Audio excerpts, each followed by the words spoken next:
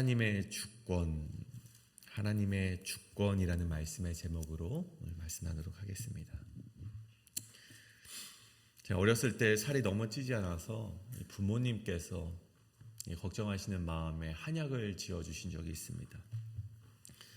정확히 무슨 한약인지는 제가 정확히 기억이 나진 않지만 먹기에 고약했던 것은 아직도 제 머릿속에 기억이 남아 있습니다. 먹기 싫었지만 저를 위해서 부모님이 비싸게 주어주신 한약이니 제가 열심히 먹었죠. 근데 어느 하루는요, 너무나도 먹기 싫어서 이 어머니와 씨름을 한 적이 있습니다. 어머니께서 먹어라 하는데 제가 먹지 않고 버텼던 적이 있습니다. 그러다가 이제 이 저녁 시간이 되어서 어머니께서 말씀하시길, 엄마가 수요 예배 갔다 올 건데 갔다 올 때 동안에는 먹어라 하고 가신 적이 있습니다. 내가 알겠다고 했지만 제가 어떻게 했겠습니까? 싱크대로 가져가서 그것을 부었던 기억이 아직도 있습니다.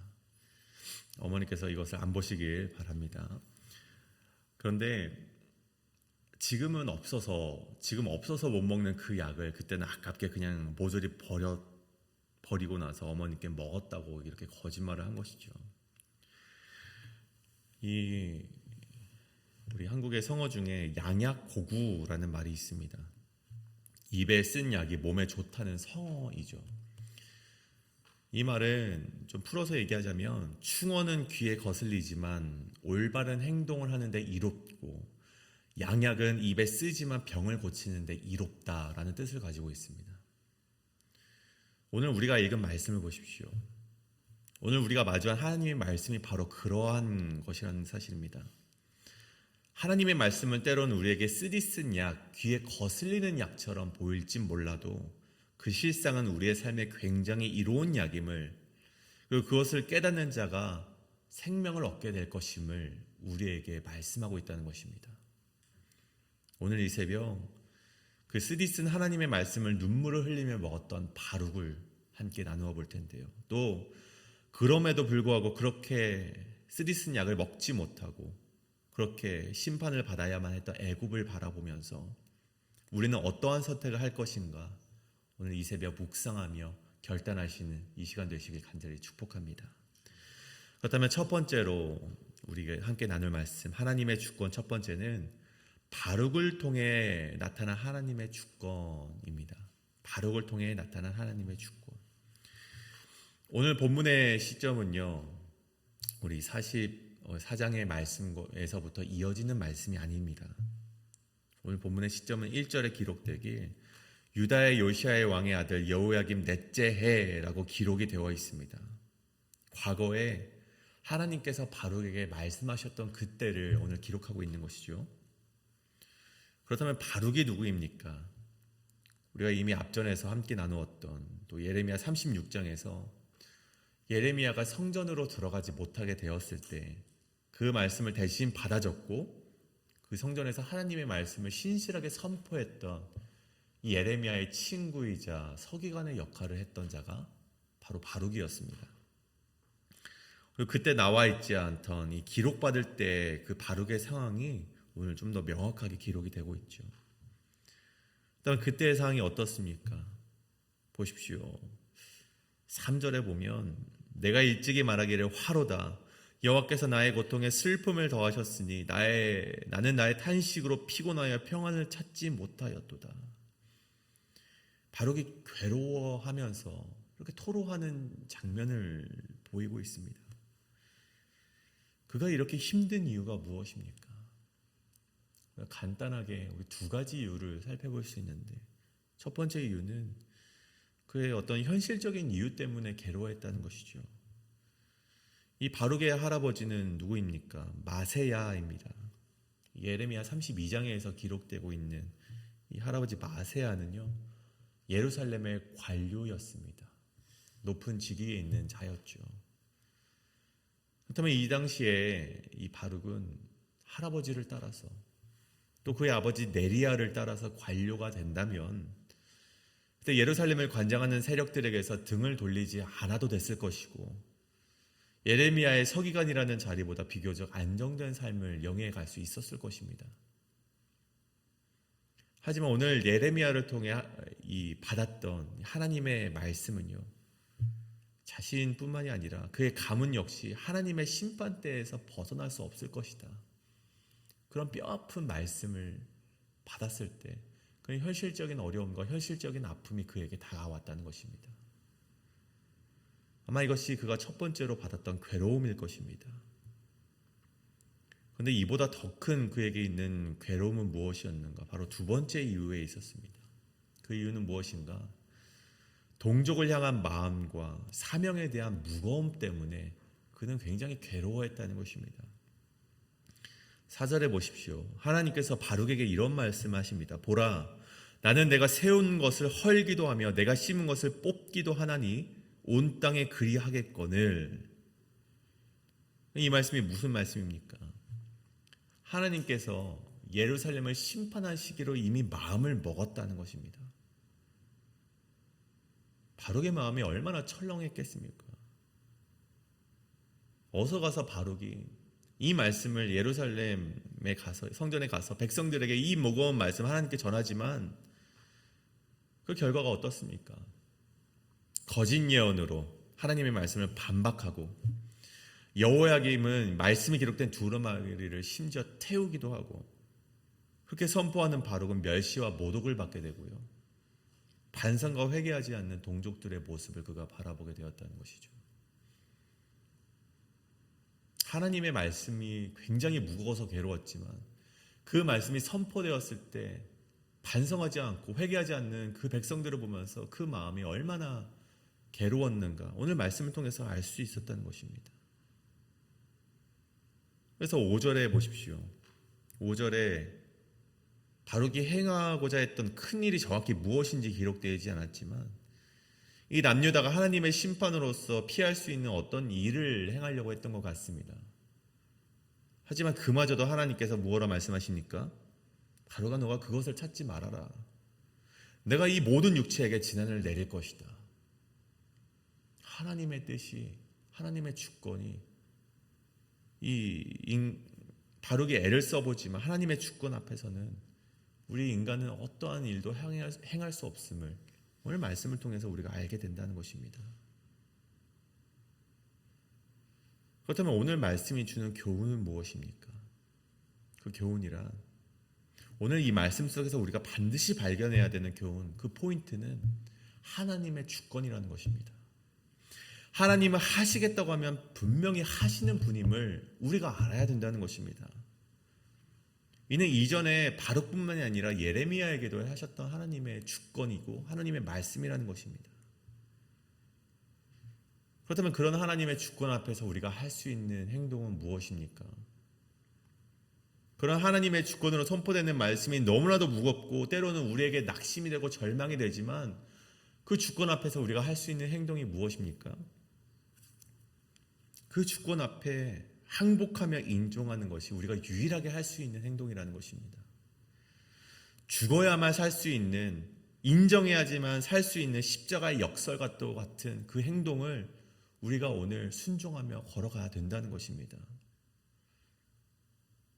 여러분, 제가 이렇게 쉽게 말하지만 굉장히 쉽지 않은 것이죠.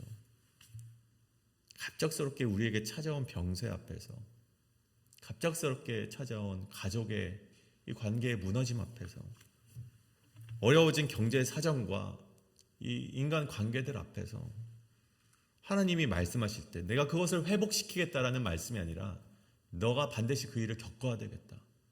너는 그 심판을 받아야만 되겠다. 그렇게 우리에게 말씀하실 때 그마저도 하나님의 주권으로 인정하며 그 말씀을 받는다는 것이, 그것이 어떻게 가능하겠습니까? 말처럼 쉬운 것이 아니죠. 하지만 그 주권을 인정하는 자에게 내가 아니라 나이 버크라이스트, 내가 죽고 하나님의 뜻으로 살고자 하는 이들에게 하나님께서 무엇을 약속하십니까? 바룩에게 말씀하시죠. 그러나 너가 가는 모든 곳에서는 내가 너에게 생명을 노량물 주듯 하리라. 여호와의 말씀이니라.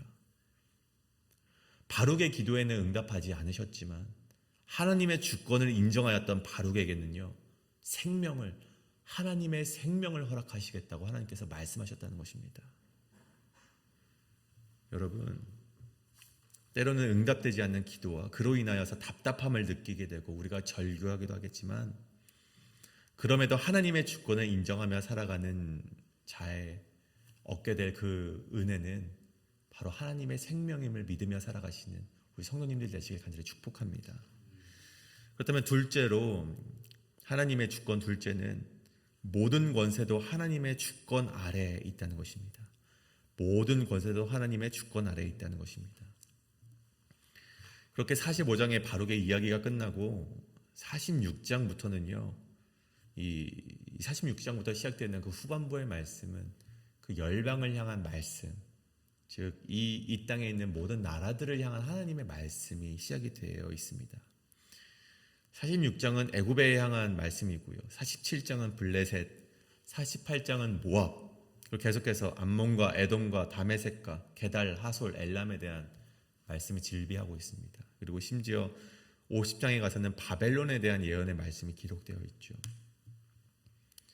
앞선 이 9개의 나라는요, 바벨론을 심판의 도구로 사용하셔서 하나님의 그런 예언, 하나님의 심판에 대한 말씀이라면, 이 50장에 가서는 그 바벨론마저도 하나님의 심판을 당하게 되는, 결국 이 모든 열방의 나라들이 하나님의 주권 아래 움직이게 된다는 그런 말씀이 기록되고 있다는 것입니다. 특별히 오늘 말씀은 애굽에 대한 말씀으로, 그 애굽이 그 갈그미스 전투에서 바벨론에게 패배하게 되었을 때, 그때 애굽의 심판에 향한 말씀이 기록이 되어 있는 것이 바로 우리가 읽은 본문의 말씀입니다. 오늘 7절과 8절에 보면요, 애굽의 바로였던 느고가 자신의 전력을 자랑하면서, 자신의 군대를 자랑하면서 이렇게 말을 합니다. 강의 물이 출렁임 같고 나일강이 불어남 같은 자가 누구냐? 애굽은 나일강의 불어남 같고 강물이 출렁임 같도다. 그가 이르되 내가 일어나 땅을 덮어 성읍들과 그 주민을 멸할 것이라. 심지어 9절에 보면 말들아 달려라, 병거들아 정신없이 달려라, 용사여 나오라, 방패 잡은 구스 사람과 붓 사람과 화를 당기는 루딤 사람이여 나올지니라. 바로가 진격 명령을 하는 것을 보게 됩니다. 그런데 이 애국 군대는요, 애국 군뿐만이 아니라 그의 군대 전력을 높이기 위해서 고용된 이 용병들이 있죠. 구스 사람과 루딤 사람들도 있었음을 보게 됩니다. 애굽은요, 승리를 의심치 않을 만한 전력을 분명히 갖고 있었습니다. 이 근동지방을 제패할 수 있는 그 막강한 힘을 가졌던 것이 애굽이었습니다. 그런데 그들이 어떻게 됩니까? 이 갈그미스 전투에서 패배를 하게 되었다는 것입니다. 그 이유가 무엇입니까? 10절에 보십시오. 그날은 주 만군의 여호와께서 그의 대적에게 원수 갚는 보복이리라. 그 막강한 전력을 가지고, 정말 어디 내놓아도 의심치 않을 만한 전력을 가지고 있었던 애굽 군대마저도 그 교만한 애굽 군대를 심판하시는 하나님의 주권 아래 무너질 수밖에 없었다는 것입니다. 여러분, 성경에 많은 죄악이 나와 있지만 하나님께서 싫어하시는 죄악 중 분명한 한 가지가 있습니다. 그것은 바로 교만입니다. 여러분, 창세기 3장에 보면 이런 말씀이 있습니다. 하나님께서 아담과 하와에게 금지시킨 단 한 가지 명령이 있습니다. 그것은 바로 선악을 알게 하는 열매를 먹지 말라는 것이죠. 이것을 먹으면 분명히 죽는다고 하나님께서 우리에게 말씀해 주셨어요. 아담과 하와에게 분명히 말씀해 주셨습니다. 그런데 사단은요, 하와에게 찾아가 교묘한 묘수를 씁니다. 너희가 죽는 것이 아니라 그것을 먹는 날에는 눈이 밝아져서 너희가 하나님과 같이 될 것이다. 하나님과 같이 되어서 선악을 구분할 수 있게 될 것이다. 하나님과 같이 된다. 위히템 캐로힘. 이 뜻이 무엇이냐? 하나님이 계셔야 될 위치에 내가 앉는다는 것입니다. 우리가 하나님과 같이 된다는 것은요, 하나님이 앉아 계셔야 될 유일한 그 자리에 내가 올라서게 된다는 교만을 말하는 것입니다. 이뿐만이 아닙니다. 사람들이 바벨탑을 세우며 무엇라 말합니까? 성읍과 탑을 건설하여 탑 꼭대기를 하늘에 닿게 하고 우리의 이름을 내고 온 지면에 흩어짐을 면하자. 하늘에 있어야 될 하나님의 이름, 그 이름의 앞에 하나님의 이름을 제거하고 자신의 이름을 놓겠다는 것입니다. 여러분, 그런 교만을 저질렀던 그 백성들이 결국 하나님의 심판을 당하게 되었다는 것이죠. 여러분, 하나님의 주권을 믿지 않고 순종하지 않으며 살아가는 자들이 저지르는 죄가 결국 무엇입니까? 교만이라는 것입니다. 하나님의 주권이 아니라 나의 주권으로 살아가겠다는 교만이 그 속에 있기 때문에 결국 심판을 면할 수 없다는 것입니다. 지금 우리가 반대로 생각해 보건대 나의 주권이 아니라 하나님의 주권을 인정하는 길이 결국 우리를 살리는 생명의 길이고 결국에는 심판을 면할 수 있는 유일한 길임을 우리가 알아야 된다는 것입니다. 당장에는 항복을 해야 하고 치욕스러운 것처럼 보일지는 몰라도 그것만이 유일한 길이라는 것입니다. 오늘 말씀의 결론을 함께 내고자 합니다. 여러분, 연필과 다이아몬드는요 모두 같은 탄소라는 성분을 가진 그런 같은 형제와도 같은 그런 물체라고 합니다. 하지만 그 탄소가 어떤 구조를 가지냐에 따라서 어떤 탄소는 연필이 되기도 하고 어떤 탄소는 다이아몬드가 되기도 한다는 것이죠. 연필은요 탄소 원자가 그냥 단순히 층층이 쌓여 있는 모양이라고 합니다. 하지만 다이아몬드는 그 원자들이 강하게 이 네 개가 강하게 붙잡고 있는 구조라고 하죠. 근데 이 연필이 다이아몬드가 될 수 있는 유일한 방법이 하나 있다고 합니다. 이론적으로 가능한 것인데 굉장히 뜨거운 불을 그 연필에게 가하고 그리고 엄청난 압력을 그 연필에게 가하게 된다면 그 연필도 그 구조가 바뀌어서 다이아몬드가 될 수 있다고 합니다. 여러분, 우리는요 누구나 부서지기 쉽고 무너지기 쉬운 연약한 인간입니다. 그런데 하나님의 주권을 인정한다는 것은 무엇입니까? 때로는 항복해야만 하는 그런 뜨거운 그런 불길과 견디기 어려운 그런 고압과 같은 상황을 마주한다는 것을 의미합니다. 나의 주권을 내려놓고 내가 가기 쉬운 길만 가는 것이 아니라 때로는 뜨겁고 무거운 삶이 우리에게 다가올지 모르지만 그 길을 버텨낸다면 하나님의 주권을 인정하며 나아가고 걸어간다면요 하나님께서 우리에게 말씀하십니다. 내가 가는 길을 그가 아시나니 그가 나를 단련하신 후에는 내가 순금같이 되어 나오리라.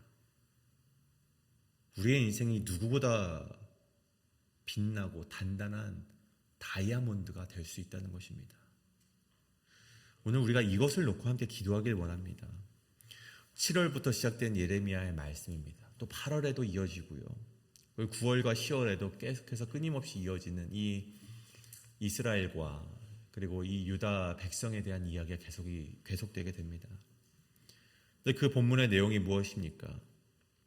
하나님의 말씀을 들으며 살고 하나님의 말씀을 듣지 않고 그 주권을 인정하지 않는다면 우리에게 있을 것은 심판뿐이라는 것입니다. 계속되는 말씀이죠. 이토록 끊임없이 우리에게 말씀하시는 이 말씀 가운데 제발 우리가 이 기회를 놓치지 않기를 간절히 소원합니다. 우리가 이 말씀 가운데 순종하시면서 하나님의 주권에 인정하며 살아가시는 우리 모든 성도님 되시길 간절히 소원합니다. 이 시간 우리 함께 기도하실 때 그런 하나님의 말씀을 놓고 함께 통성으로 기도하며 나아가시겠습니다.